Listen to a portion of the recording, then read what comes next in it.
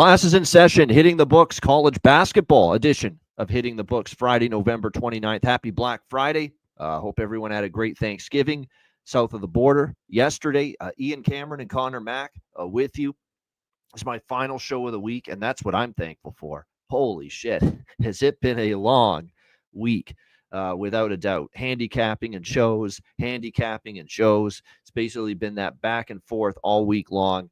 The week comes to an end. Like I said, this is my final show of the week, but we're happy to be here. Again, we're going to be here every Friday with you, college basketball version of Hitting the Books. Remember, Monday, we're back with you on the college football side, the usual time, 1 p.m. Eastern, 10 a.m. Pacific for Conference Championship Saturday. It'll be a nice short show, an hour, maybe slightly longer. That's it, with just the Conference Championship games coming your way next weekend, and we'll get you ready for those on the Monday edition of Hitting the Books coming up. It's college basketball today, CMAC, and let's get into it. We've got a lot of neutral court tournament action that we will be looking at, starting with a game that is starting in about 15 minutes.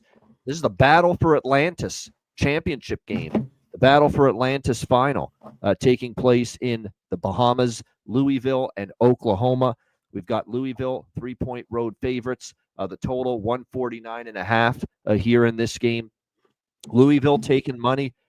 Pat Kelsey's already done such a better job with this program than Kenny Payne ever did. And there's no doubt he was a good hire. He's going to turn this program around for sure. We saw signs of that with the unbelievable blowout win against Indiana earlier in this tournament.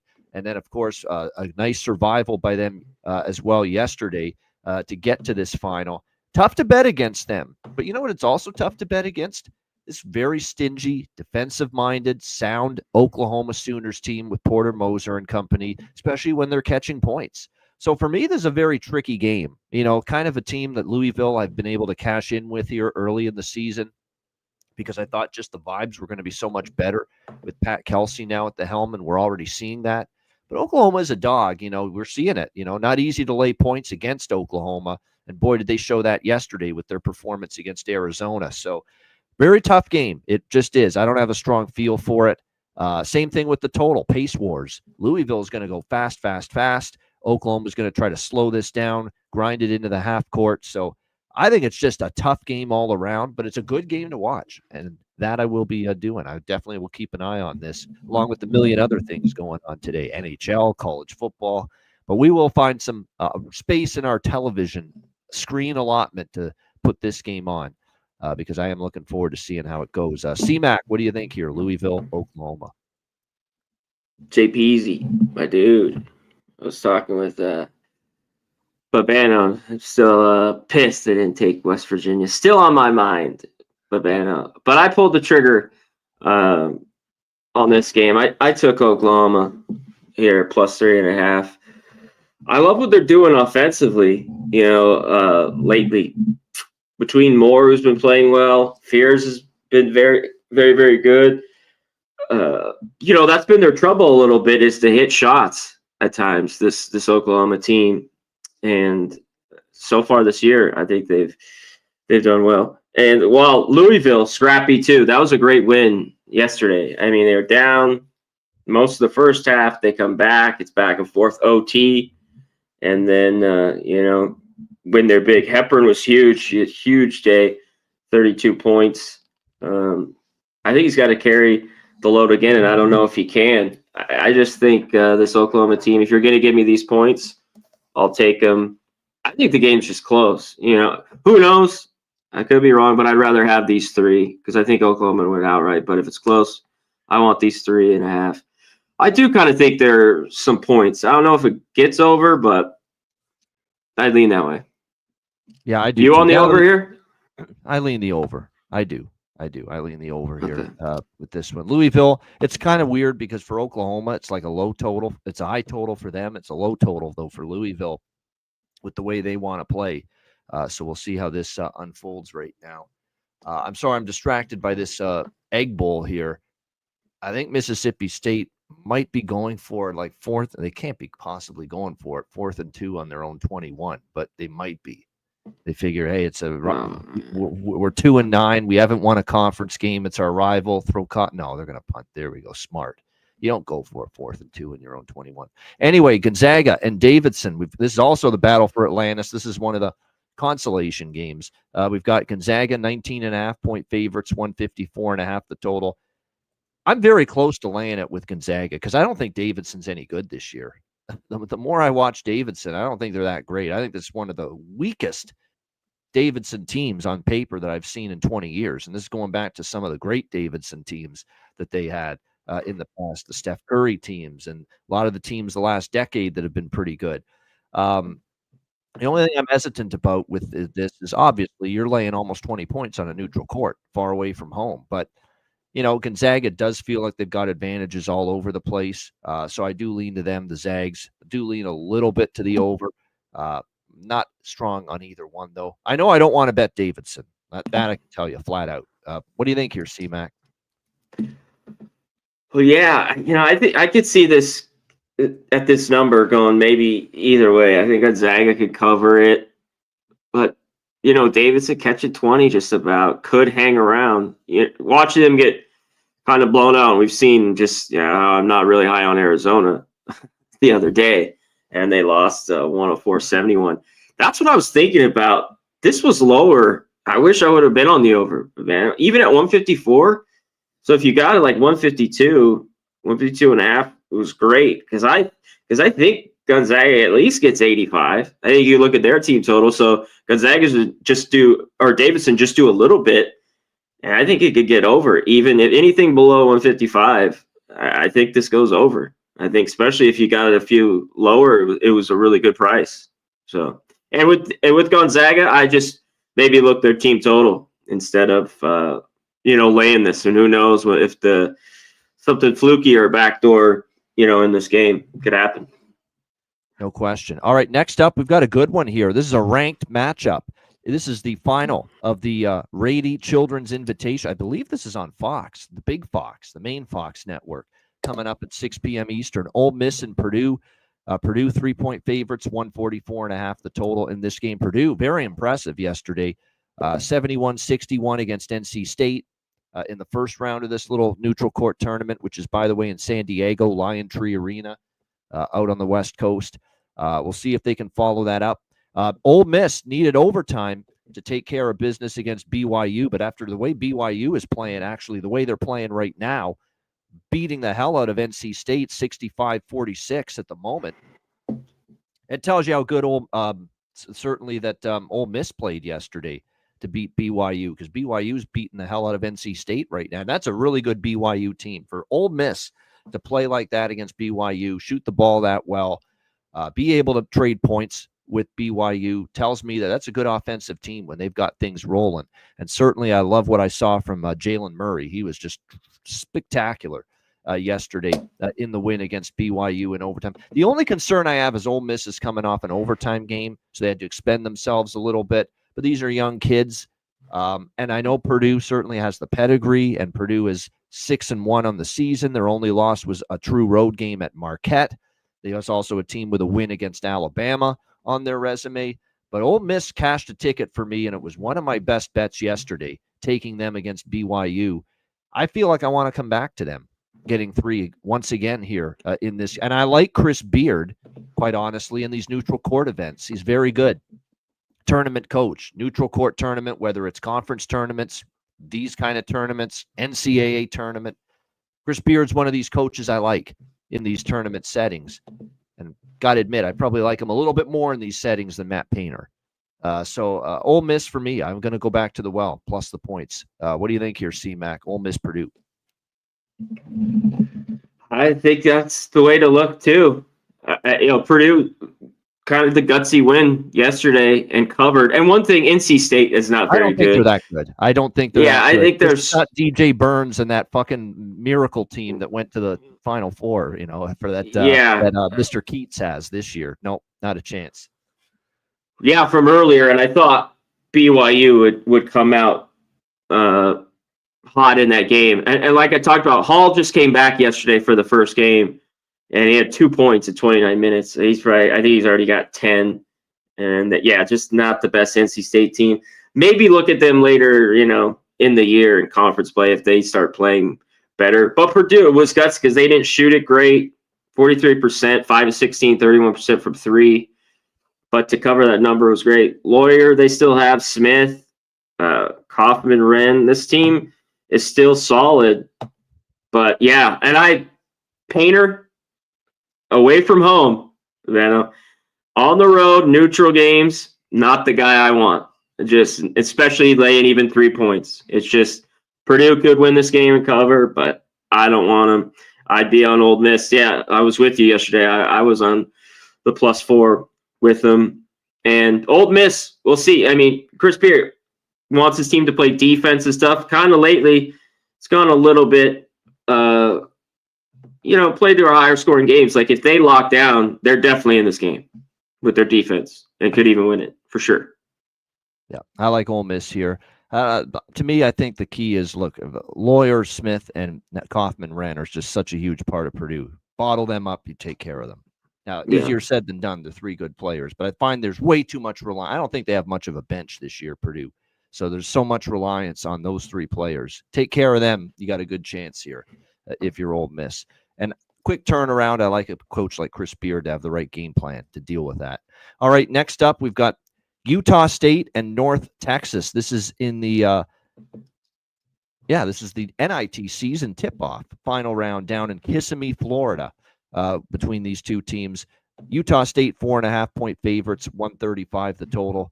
This has become a system play for me over the years with this particular team, where when they're catching points, knowing how they slow the game down and just what a tremendous defensive team they're capable of being. It's almost, I go back to the well just every time when North Texas is an underdog, and that's what I'm doing here. You give me this great defensive team, grind it into the half court. They just guard for the entire possession each time, make life difficult to execute your offense, to get comfortable, to find clean looks.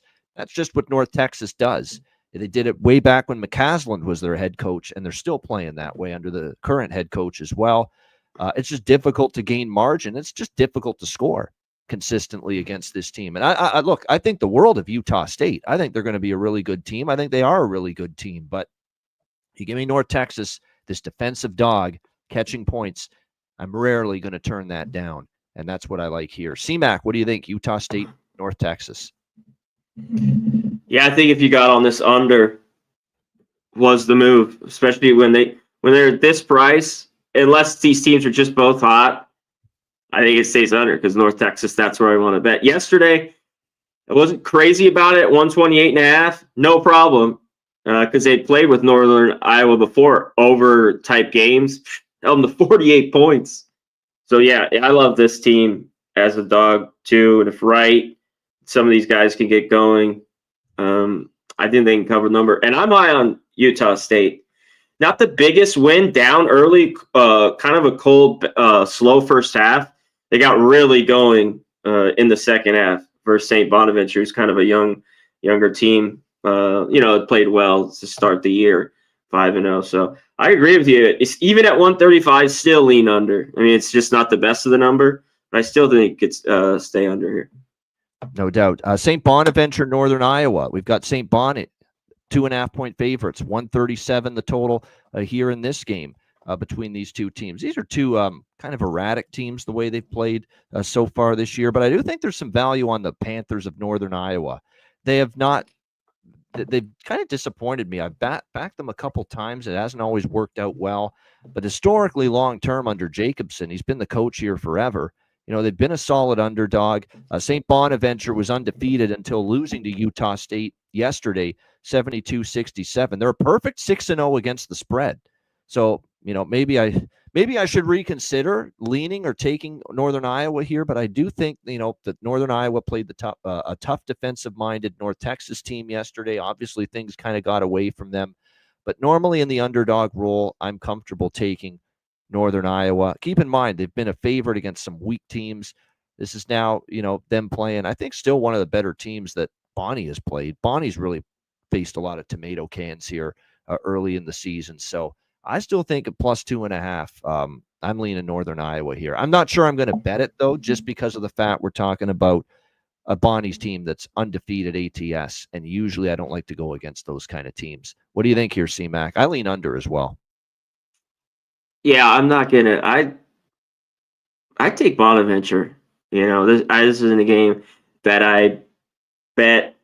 They hung in there yesterday. One thing where I'm going to want to back Northern Iowa, but Mano is at home. There have been a great fade for me any on the neutral floor or a road games. They just haven't been the same. One thing you could think about if but sometimes maybe it just wasn't the shooting yesterday. Just 5 of 21 from three, and this is one thing. But you got to give their hats to the defense of North Texas that we were just talking about. 3 of 6, at least 6 foul shot. You got to get to the foul more. You know what I mean? Like, that's just not going to cut it. So maybe a little bit after that clamp defense yesterday in North Texas, the offense will get going and hit some shots. So maybe look to Northern Iowa maybe early in this game to get going first half. All right, we got 3 games left. 4 games left. Northwestern and UNLV. This is the Cactus.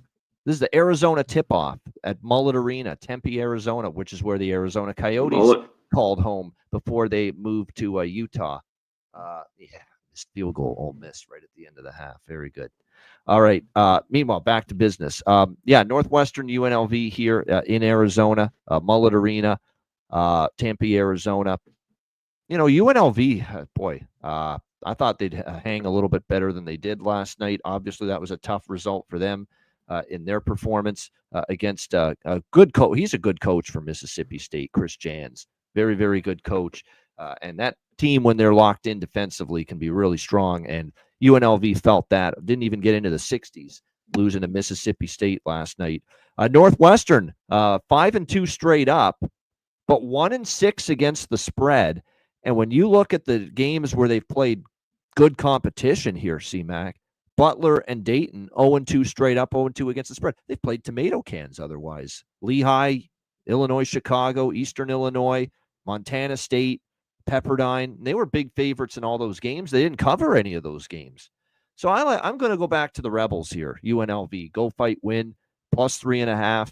I don't trust Northwestern by margin in this kind of matchup. What do you think here, CMAC? Both these teams have not got you paid this year. I took UNLV first game of the year, just barely covered. UNLV at least played Memphis early in the year, and they played them tough. And they were winning that game. That was at home, and they kind of folded late in that one. And yesterday, it's just Mississippi State, just way more possessions. Like UNLV, it was just kind of got away from them. I mean, they were 8 of 20 from three. They're only 8 of 15 from the free throw line. Thomas didn't have a great game, but when you have him, they're still working some pieces here with UNLV and this team. But he could take over a basketball game for you, Thomas, the point guard. Kid's unbelievable. I agree. I don't think this Northwestern team's very good. They're slow around holding the ball, and they got to hit threes if they can.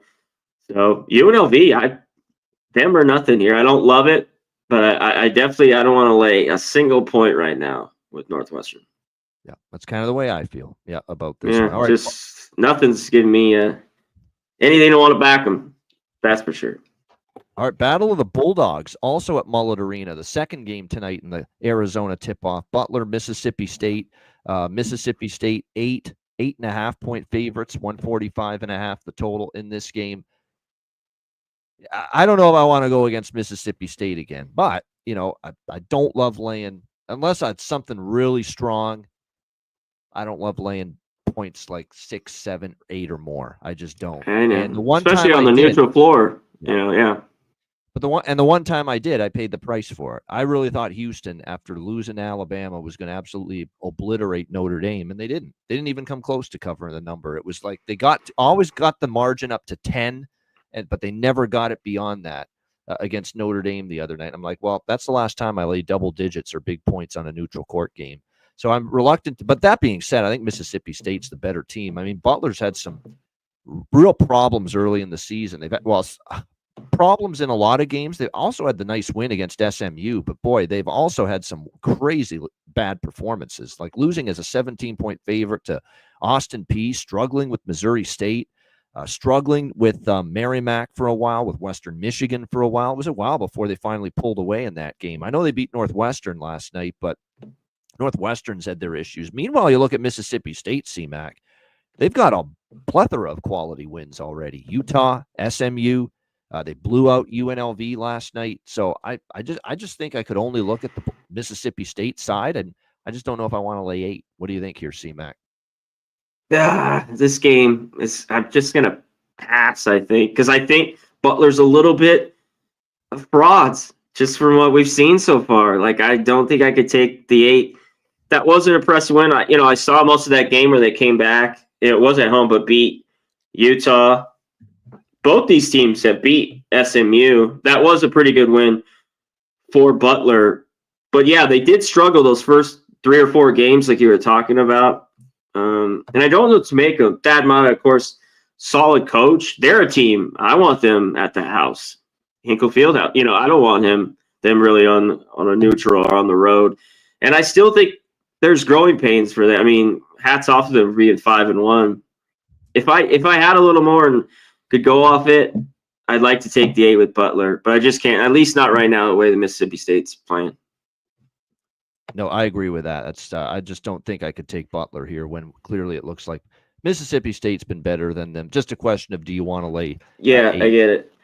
Yeah. I have it on, guys. Trust me, I do. And I just saw it myself. Yeah, Trey Tucker, touchdown, Las Vegas Raiders. They have a 17-16 lead over the Kansas City Chiefs at Arrowhead in the fourth quarter of that game now. I took the 13. I mean, it was an ugly dog type of deal, but 0 for ATS this year. Kansas City laying a touchdown or more. And this goes back years now. They've been a terrible, larger favorite. Yeah, Raiders have played them tough the years. And it's usually, I don't know, I'd say 3 out of 4 they can cover. I remember last year, though, the Raiders were up 14-0. I had them plus 12, right around there. And the final score was 34-17. So they didn't score again, and they might have had a field goal, and the Chiefs ripped off 34 straight. And I was like, I felt so comfortable. I'm like, I got 27 points later. Ouch. But Chiefs lately, and this is what they do. We talked about Patrick Mahomes. You don't want them as the favorites, but they'll go down and win the game here. Just won't cover. Does anyone right now, 17-16 early fourth quarter, 1-point lead for the Raiders? Does anyone have any faith in the Raiders actually winning this game? No. They'll find a way, Kansas City. They won't, but Las Vegas certainly looks good as far as covering this game, at least at the moment there. And look, Patrick Mahomes can talk all he wants about, well, it would be nice not to have to play one of these close games, down to the wire games, yet that's all you keep playing, apparently. Yeah. It's week after week with this team. All right, next up, we've got Arizona State St. Mary's. This is the Acrisure Classic. This is in Palm Springs, California, Acrisure Arena. This is actually the building that the Coachella Valley hockey team, the American Hockey League team, Coachella Valley Firebirds, which is the Seattle Kraken NHL affiliate farm team.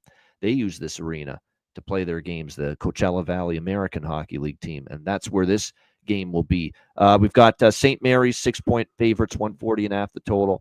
So people kind of blew it out of proportion, and even I was guilty of doing that because I bet against Arizona State a couple of times. I cashed 1 or 2, but I also lost like 2 or 3. But we all blew out of proportion how bad they looked in the exhibition. That ugly loss to Duke in an exhibition game with the quote from Bobby Hurley saying, if Duke's way up here, and for us, it's like, oh shit, this is where we are. And people just started thinking, wow, maybe he's got a really bad team this year here at Arizona State. But I'll give Bobby Hurley and Arizona State credit. There's definitely some talent on this team, and they have had some good performances. They certainly have. And you got to be impressed with what you've seen in some of their step-up in class games. That's what's really impressed me. For as bad as that exhibition loss was to Duke when they gave up over 100 points, you look at Arizona State here in the regular season, they hung tough with Gonzaga. They covered that game wire to wire, lost only by 8. They beat a solid Santa Clara team early in the season. They played Grand Canyon, who are a quality mid-major, won outright as a dog. We saw them obviously against New Mexico yesterday, the first round of this event. They beat New Mexico outright as underdogs. And as a dog this year, Bobby Hurley's team is perfect, undefeated, 4-0 against the spread as an underdog, catching points this year. So I like Arizona State here. I know this is another step up in class for them, but when you show me you can beat New Mexico, when you show me that you can hang with Gonzaga and only lose to them by 8, certainly this is a team here, Arizona State, that has shown their ability to step up, punch above their weight class, and hang in there. And I think what you're seeing too is at least somewhat improved defensive play, and their offense is back to looking like it did early when Bobby Hurley was first there, scoring buckets. B.J. Freeman, Bashir Jihad, Alston Mason, Adam. I mean, they've got some weapons. They got some and they're scoring right now, and their defense has picked it up too. So big challenge against St. Mary's. We know they're always disciplined, good defensive team, although not nearly as good at times this year.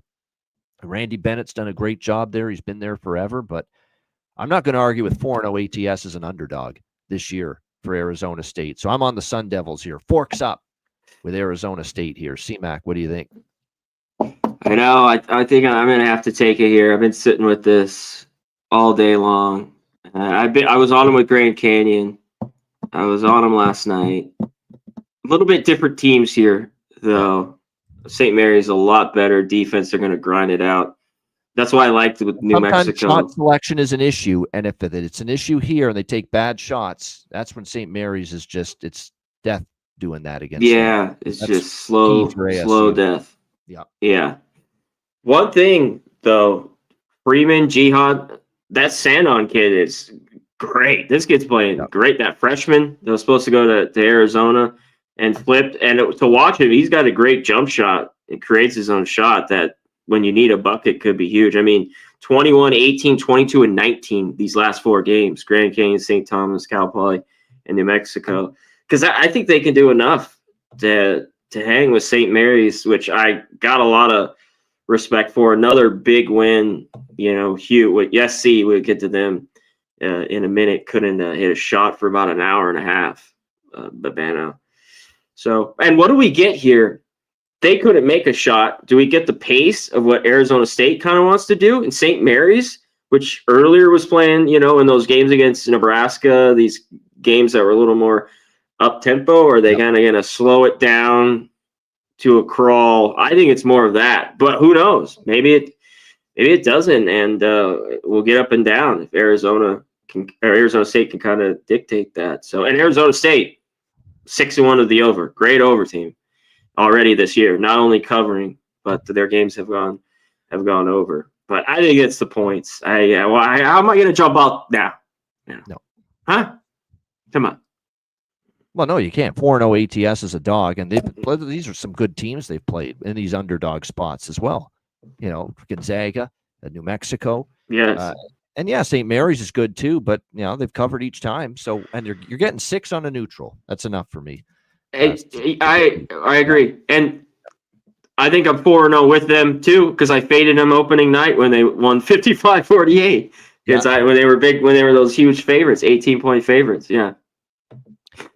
Good stuff. All right, the second game there in Palm Springs. Now, this is a late night game. This is midnight Eastern, 9 p.m. Pacific for this one. USC and New Mexico. We've got in this one USC and New Mexico. New Mexico rather. 6-point favorites in this game, and the total 154 and a half across the board. So what I like is in my Connor Mack impersonation and impression, over. Yeah, that's kind of what we're liking. Over.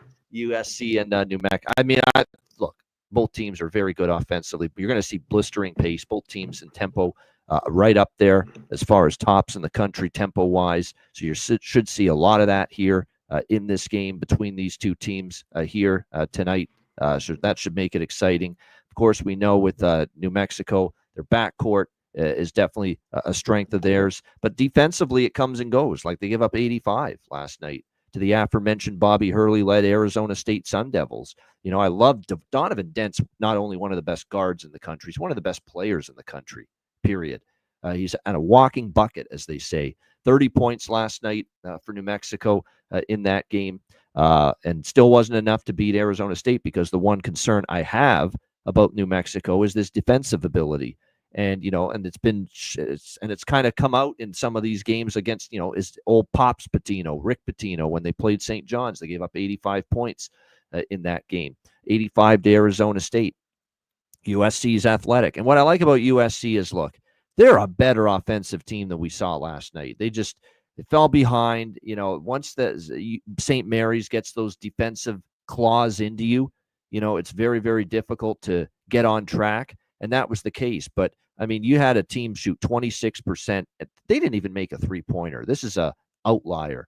0 for 12 from the perimeter last night, USC, in the loss to St. Mary's. I doubt that's going to repeat itself.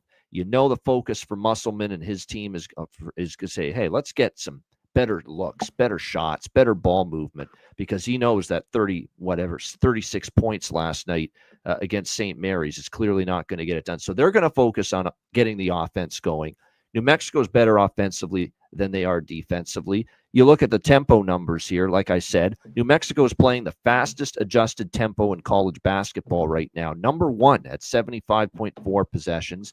USC is above average tempo team, and that's always been the case with Musselman coach teams. Back to his days at Arkansas, back to his days at Nevada, they always played above average tempo. So you're going to get pace. You should get points. I like this game over the total more than anything. From a side perspective, I lean USC, but I like the total more. C-Mac, what do you think here? USC, New Mexico. I think it gets over too. It's up here now, but I think it can get there. Well, I was kind of, I know New Mexico's an over team. When they played UCLA, some of these games, this might not happen, but with SC here, there should be points and a lot. Like I talked about, the one that I had other than last night, SC has gone over in these games. The Cal game, like I talked about, was 45-43, and then the second half was like no scoring and 25-23. It stayed under that total, 71-66. A weird, blistering hot first half with ice cold second. Doesn't happen a ton in college basketball. There's less points in the first, and then we get more in the second with more fouls and all that goes on in a game. But I gotta think, SC, do they have any spine, any backbone? And that's one thing. New Mexico covered on the neutral side against UCLA, but they're not. If they're not at the pit, I really don't want to be laying 6 with them. As good as the offense is, and Dent is, the guy's great. Look for his points. These points were like 15.5. If they're going to keep having it that low, keep taking it over. He might not have 30, but he's going to take enough shots, where, he should be around at least getting over that every night.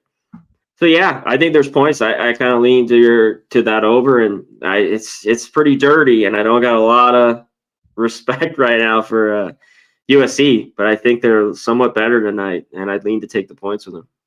Yeah, USC. I'll probably dabble with USC small bet, but primary bet for me is the over here, 154.5. That I definitely like. Maybe they can come out after just so bad, but it's not like they're at home. Backing solid, and they're still a solid team. I think USC, especially off all-time bad perform. Like, that's all-time bad to only score 36 points. And I know St. Mary's is good defensively for years. That's still horrific. Yeah. But I don't think this team's very good. Like I saw them beat Idaho State by 6. Some of these games were like Arlington by 3. Yeah. The loss to Cal. Like, they're very average. Yeah. Just going down the line. Good, potentially very good. USC is still trying to find their way. Still trying to, definitely. Yeah. Maybe this will be too much for them, but certainly I think offensively they're capable of better. And let's be honest, New Mexico again still has to show me some things defensively, because they've been giving up points. The Corpus Christi, Texas A&M Corpus Christi put 81 points up against them and 53% shooting earlier this season against New Mexico. So like I said, New Mexico still got to prove some things to me defensively. We know they go up and down. We know they can score. They play fast, but defense is still a work in progress for Richard Pitino, Little Pitino, and the New Mexico Lobos. Richard. There you go. That's the marquee game breakdowns for this Friday slate. Now it's the part of the show where it's just any games we didn't talk about that we like. We'll mention them now. We'll start with you, C-Mac. all the other games that we have yet to mention, what do you like? Well, it's this late one in Alberta, Canada. I've been looking at this since last night. Irvine, Kent State. I like the under. It's gone down too far though. Like this with the if you get it never was really at 138. So that's kind of the number I wanted. But there was 137s. It's down to 135, 35 and a half. And that makes me lean to Kent State. I know Irvine's played really, really good basketball so far, and they have the better offense. And they could cover this number. I just think Kent State wants to bring it down slow. As long as they kind of hit some shots and don't get buried, I think they hang around in this game. All this love to Irvine. The line hasn't moved their way. It's kind of bit back to 6.5, even 6. So Kent State, I think, hang around, take the points with them, and lean under there. There wasn't a whole ton else here. Let me grab a couple more.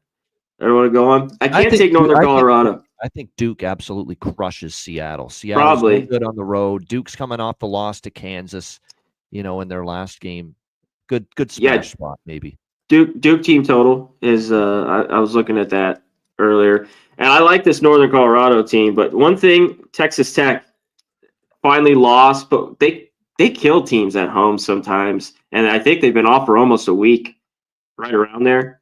But man, I'm favored by 22. I mean, I like this. I want to take this Northern Colorado team, but I don't know if tonight is the night. And one more here. If this one seems just too much of a layup, I haven't bet it. North Florida. Edwardsville's pretty good, and they are at home. But it seems like a little bit of a sucker bet here. North Florida 2.5. To me, they're just flat better. And I think they could go in there and win by 5 or more. We've already saw them.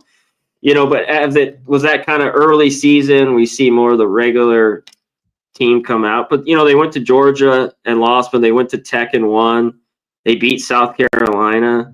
When they're shooting it well, they win this by 10 points, right? It just seems a little strange to me, the line. But I think if you were to bet it, I'd take North Florida in that one. I think it's because they're at Nebraska after this. That's a little bit of a bigger game, and it's a flat spot maybe. Yeah. I can see. And Edwardsville, I've cashed a couple times with Edwardsville. I actually lean Edwardsville, believe it or not. Well, yeah, they haven't been. Yeah. They've been playing some pretty good basketball too. That's why I was like, I just think they're better. But yeah, they've been playing decent. Mm-hmm. Pick your poison. That's about it. Total. Yeah, pick your poison for the total in that game. North Florida, every game has gone over. Edwardsville, every game has gone under. Something's got to give there. What will it be is the question. Good stuff. You mentioned Northern Colorado, so I'll start there with the bets that I like of the games we didn't talk about. I am on Northern Colorado. Yes, I'm worried that Texas Tech is maybe chomping at the bit here, coming off they actually did beat Syracuse. I forgot they beat Syracuse in the consolation, but they did lose as that big favorite to St. Joe's the game before that. But nevertheless, Northern Colorado's just been really, really solid in this dog role. Competitive on the road. They took Colorado right down to the wire. They won against South Dakota State, only lost by 14 at Wazoo on the road. Won outright at Cal Baptist. I mean, they've been very good catching points, Northern Colorado. There's a very good Big Sky team. I think 22 might just prove to be a little bit too much. So I do like Northern Colorado in that game. I like the over in Georgia State, Kentucky. I think we're going to see a lot of points, obviously a lot of Kentucky points, but I think Georgia State probably can do enough to contribute as well. Lean a little bit to Hofstra now that it's down to pick 'em. I mean, Rice has been all over the map. Not sure I trust them fully. And then there's a couple on the added board. Actually, only one that really I like on the added board. It's a regional rivalry in upstate New York. Well, actually, not upstate New York, just New York State, period. Lemoyne getting 6 against Manhattan in a bit of a regional rivalry game. Manhattan is a team that I think is showing some improvement, but never a team I'm comfortable with in the favorites role. And this goes back a long time with the Manhattan Jaspers. The Manhattan in a pick'em range, yeah, you can bet them. Underdog, you can bet them. Laying points with them, not easy. So I think Lemoyne there, plus the points against Manhattan. I'm interested. There you go. That's about it. Remember, there's not a lot of games left on the board. Many of the games have either finished already or have started. So there's not a ton of games left on the board for the night slate, but there you have it. Good stuff. Shout out to everyone in the chat. I do want to shout out everyone that's in the chat. Jay Peasy, John Zielinski, Tongue Tied 89, Ken Hatt, Tally Boy 73. We appreciate everyone tuning in on any of the platforms. Hit the like button before we get to best bets. And speaking of best bets, it is that time to wrap up the show and give you our best bets. C-Mac, what do you like here tonight for best bet? Ooh, there's not a lot of games left.